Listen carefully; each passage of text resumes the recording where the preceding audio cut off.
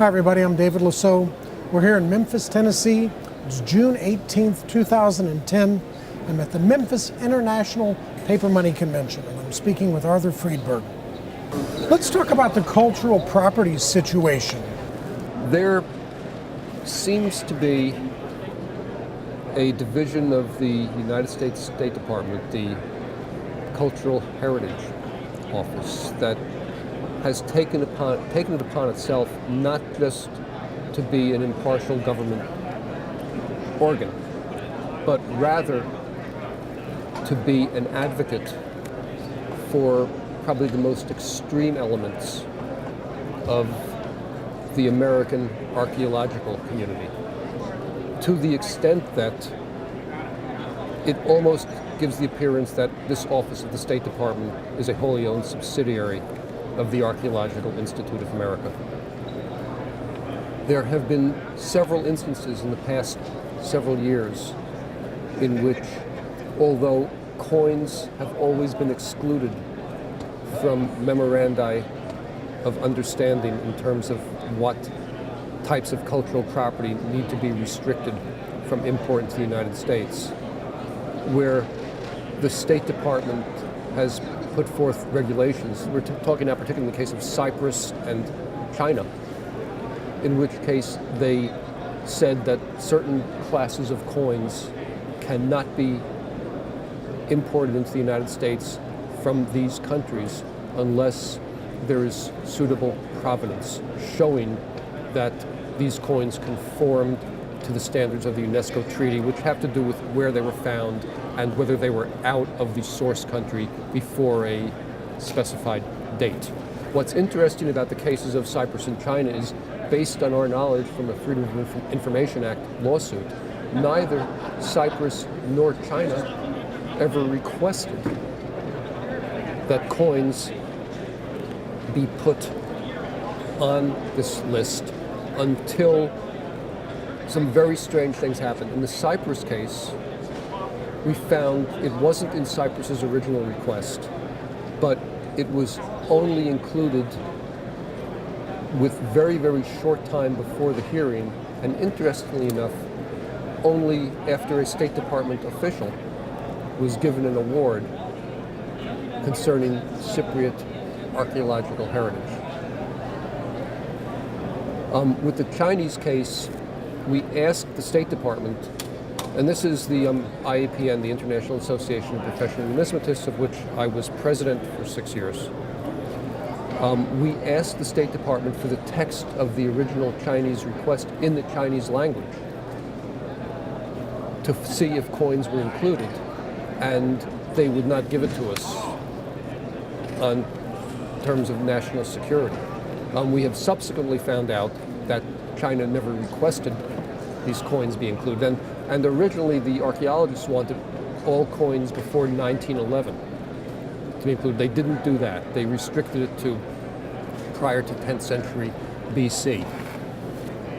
Still, it wasn't asked for, and what's interesting about these coins that are restricted is the Bank of China, in many cases, says it sells them itself, and it's perfectly legal to sell these coins in China. But this doesn't seem to me to be as much about cultural property as about restraint of trade. Now, right now there's a situation with Italy, which twice the United States and Italy have implemented memoranda of understanding cultural property in 2001 and in 2006, I believe. I might be off by a year, because it's 5-year renewals, and the next one's up for 2011. In both these cases, coins have been excluded from restrictions. There was a recent State Department hearing in which case the, I call them the rabid archaeological fringe, once again came out and demanded that coins be included, even though coins are legally traded in Italy. Coins can legally be exported from Italy to any other EU country. And those coins can then be legally exported, for instance, from Germany and from England to the United States. But they are trying to exclude now all exports of coins from Italy to the United States without showing that the coin has proper provenance and is not coming direct from the ground.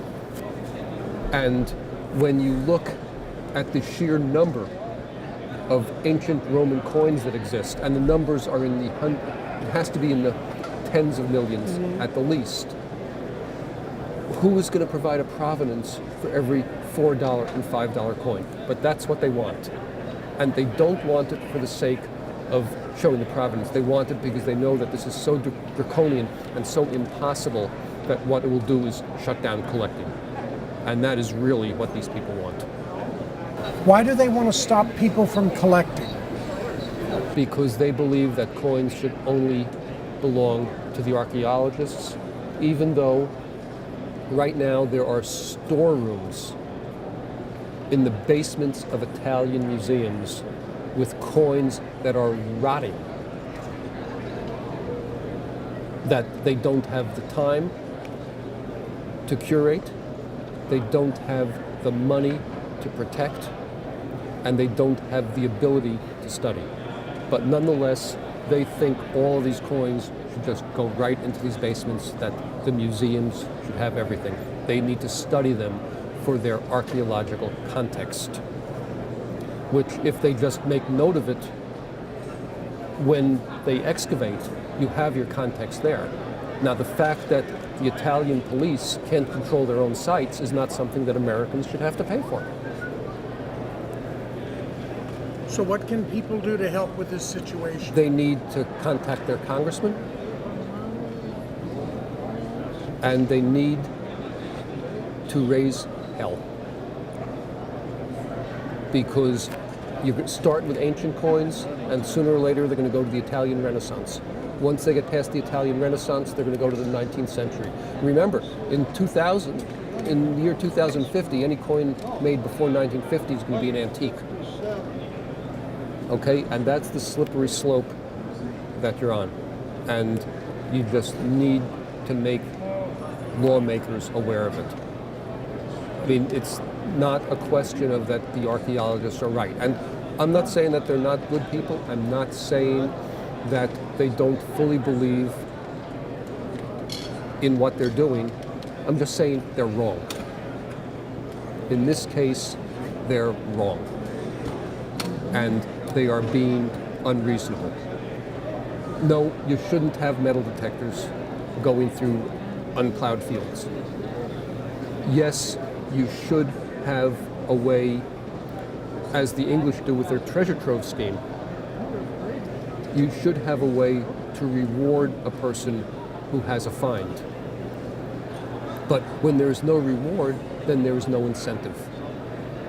And that's why so much of this stuff ends up unreported and on the black market.